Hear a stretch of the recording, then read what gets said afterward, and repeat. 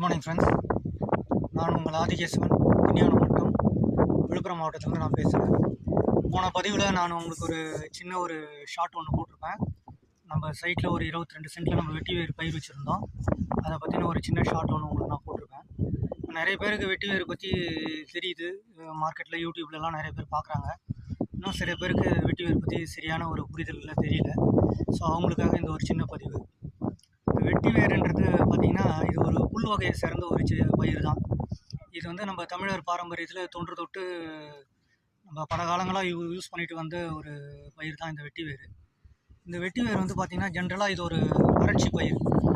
இது வறண்ட பூமிகளில் விளையக்கூடிய ஒரு பயிர். இது வந்து எங்கே அதிகபட்சமாக விளையும் அப்படின்னு சொல்லி பார்த்திங்கன்னா, இந்த ஆற்றுப்படுகை, கடல் சார்ந்த இடங்கள், மணல் பாங்கான இடங்களில் வந்து இந்த வெட்டி வேர் வந்து நல்லா வளரக்கூடிய ஒரு பயிருங்க. இந்த பயிரினுடைய வேர் தான் நமக்கு முக்கியமான ஒரு விஷயம். இந்த வேரில் தான் நிறைய மகத்துவம் இருக்குது. இந்த வேர் வந்து மிக நறுமணமுள்ள ஒரு வேர்.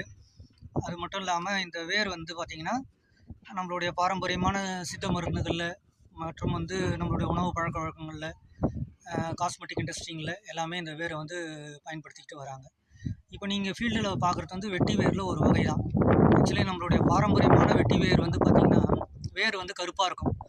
அந்த வேர் நீங்கள் பார்த்துக்கலாம், சின்ன ஆலயங்கள்லாம் நீங்கள் பார்த்துக்கலாம். அந்த வேரில் வந்து மாலை கட்டி போட்டிருப்பாங்க. இந்த வெட்டி வேர் வந்து பார்த்திங்கன்னா நிலத்தில் பயிரிடுறாங்க. பாங்கான பகுதியில் வந்து பார்த்திங்கன்னா நிலத்தில் பயிரிடுறாங்க. அப்படி பயிரிட்டு அந்த வேரை எடுத்து பயன்பாட்டுக்கு கொடுக்குறாங்க. அப்படி கொடுக்கும்போது நேரடியாக அந்த வேர் தான் பயன்பாட்டு பண்ண முடியுமே தவிர அதை மதிப்பு கூட்டி பண்ண முடியாது.